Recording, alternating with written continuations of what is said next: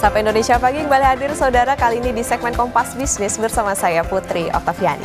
Deflasi terjadi dalam 3 bulan berturut-turut, yaitu Mei, Juni, dan Juli.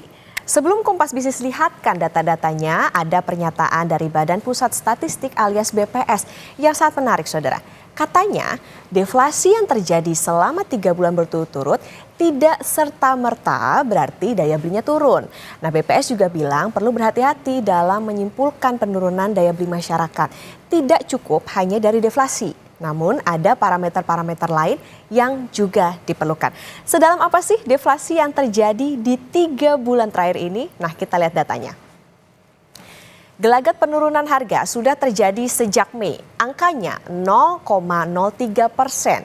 Dan kemudian di bulan Juni, ini dia saudara, 0,08%.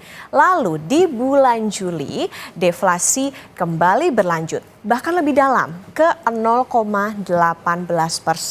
Nah, deflasi terjadi karena penurunan harga sejumlah komoditas pangan yang harganya mudah bergejolak. Di antaranya ada bawang merah, cabai merah, tomat, bawang putih, serta daging dan telur ayam ras. Cabai merah deflasi. Meskipun kalau berdasarkan hasil liputan Kompas TV di banyak daerah di Indonesia, harga cabai ini naiknya lumayan ugal-ugalan. Bahkan ada yang melambung dan tembus Rp100.000 per kilo. Deflasi ini saudara adalah harga bulanan. Jadi harga bulan Juli lebih rendah ketimbang bulan Mei dan Juni. Nah, di tahun yang sama itu ya. Nah, kita dengarkan dulu pernyataan BPS berikut ini. Deflasi ini merupakan indikator melesunya daya beli masyarakat, ini harus hati-hati. Sekali lagi saya ingin sampaikan bahwa ini perlu ada analisa lebih lanjut karena penurunan harga ataupun yang direkam dengan angka deflasi dari bulan ke bulan ini belum tentu menandakan penurunan daya beli masyarakat karena kita harus tahu penyebab dari deflasi itu. Nah, lalu bagaimana jika datanya ini dibandingkan dengan bulan yang sama di tahun lalu? Nah, kita cek data selanjutnya saudara. Dibandingkan dengan tahun lalu, indeks harga konsumen ini masih inflasi. Sederhananya saudara, harga-harga tahun ini lebih mahal dibandingkan dengan tahun lalu. Sebenarnya ada pola yang mirip dengan paparan deflasi di data sebelumnya. Deflasi terjadi makin dalam. Nah, inflasi juga melandai. Di April saudara ini ada 3%, ini dia datanya.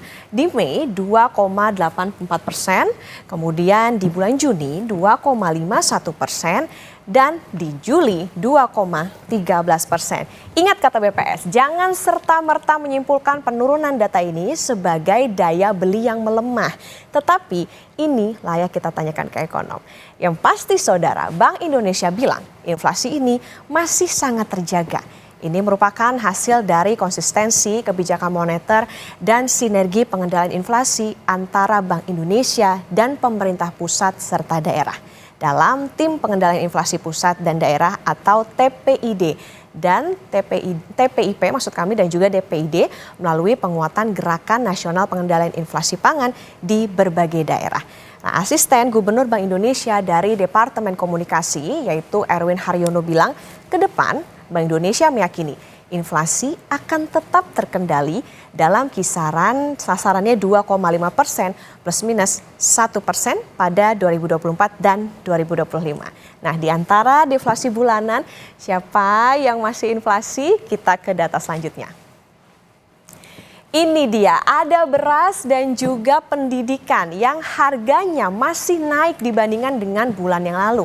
Kata BPS saudara, terjadi inflasi beras, nih ya datanya 0,04%, ini karena harganya naik.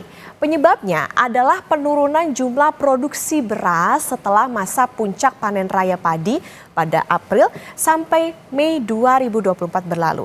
Tidak hanya beras yang inflasi, biaya sekolah dasar ini dia pendidikan 0,69%. Nah, ini biaya sekolah menengah pertama, kemudian biaya sekolah dasar ya, dan juga biaya sekolah menengah atas ini juga inflasi. Andil ketiga biaya sekolah tersebut terhadap inflasi masing-masing adalah 0,01%. Data historis menunjukkan permulaan tahun ajaran baru ini selalu menjadi pendorong inflasi dan masih berpotensi memberikan andil inflasi pada 2 bulan ke depan.